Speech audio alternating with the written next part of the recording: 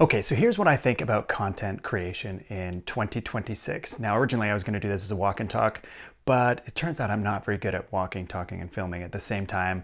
And if there's any amount of people around, I just can't really do it. But for some reason, when I sit here, I can do the thing. So let's get into it.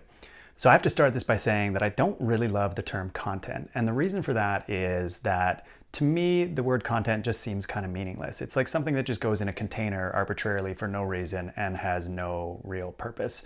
And I guess ironically, a lot of the things that are made in the world for entertainment or information or what have you, a lot of it exists to fill the space between ads. And I think that's where the term content kind of comes from, is this idea that we need to fill the airwaves with content and fill people's time with content so that we keep their attention and ultimately they can consume ads and buy products. And that is a bit of a tricky relationship to have as somebody that makes things. And as a content creator, for lack of a better term, it's 2026, that's what we're calling it.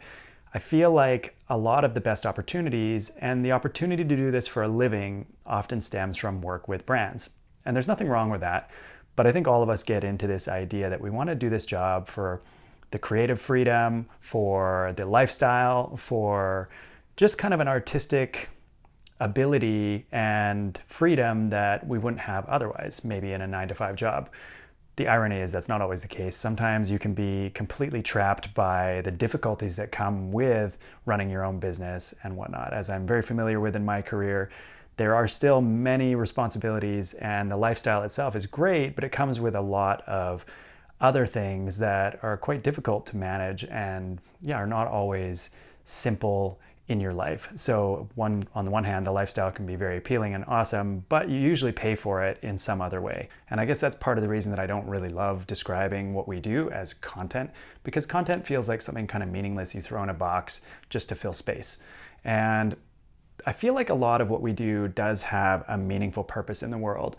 But of course, a lot of what we do also, the opportunity to do this job comes from work in advertising or work with brands, and they are often the conduit to being able to do this job of content creation, storytelling, video making, filmmaking, photography, whatever it is that you want to call it.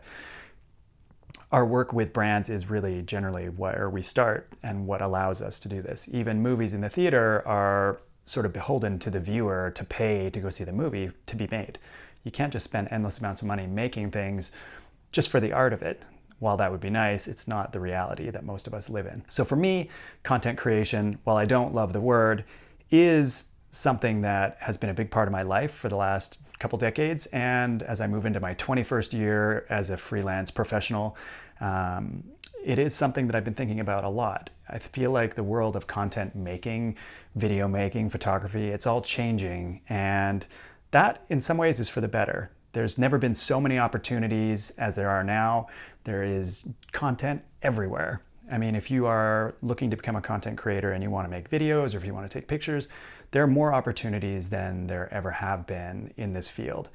Everybody and their dog literally has an Instagram or social media or YouTube channel trying to promote themselves or their brand or whatever it might be.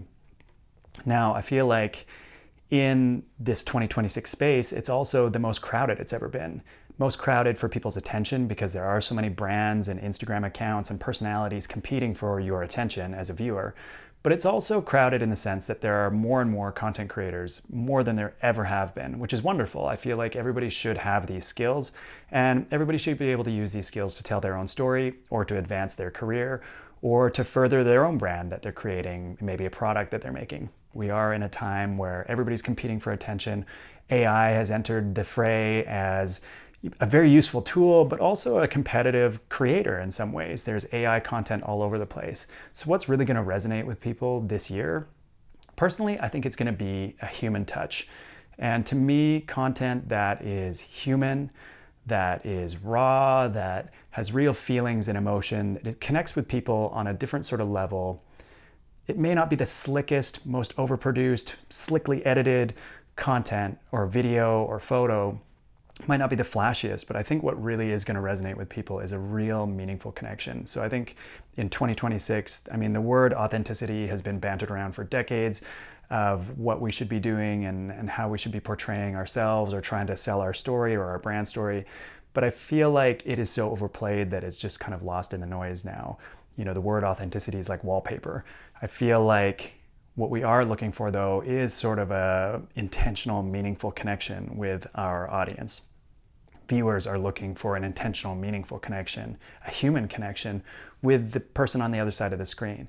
Whether you're teaching something, whether you're selling something, or whether you're just trying to make art for art's sake, I think what's really going to hold true in this coming year is going to be this human touch, a way to connect personally in some way. And that might not be with as big of an audience, but I feel like the opportunity to connect with even a small amount of people in the world is still a massive, massive audience in many ways. If you think about filling an auditorium, if you had 10,000 people in there or 500 people in there or even 200 people in there, it would feel like a lot of people. So to me, whatever the size audience is a little less relevant.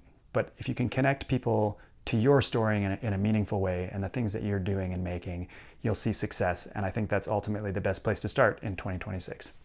So as far as my own YouTube channel is concerned, I really meant to take this a little further in 2025. And I guess through a combination of indecision and just getting really busy with work, because this is my full-time job anyway, making videos can be time consuming. And when I do that all day for other people, it tends to leave not very much time for this channel. But going into next year and for the remainder of this year, I really want to prioritize just doing something. And that's really hard to do when you're somebody like me who prides themselves in doing a good job and having a particular style and way of doing things. But the reality is, I think I have to get going with this project of YouTube, and there's a lot of things that I have to offer to up-and-coming content creators and just other people who are interested in photography and video making and travel in the world.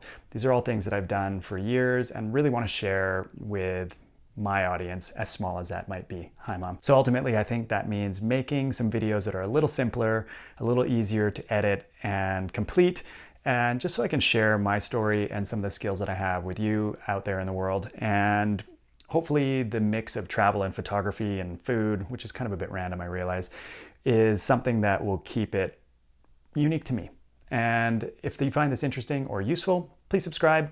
I'll have more of these soon, and I promise that I will get on to making some more videos a little quicker this time, and we'll see what kind of things 2026 will bring.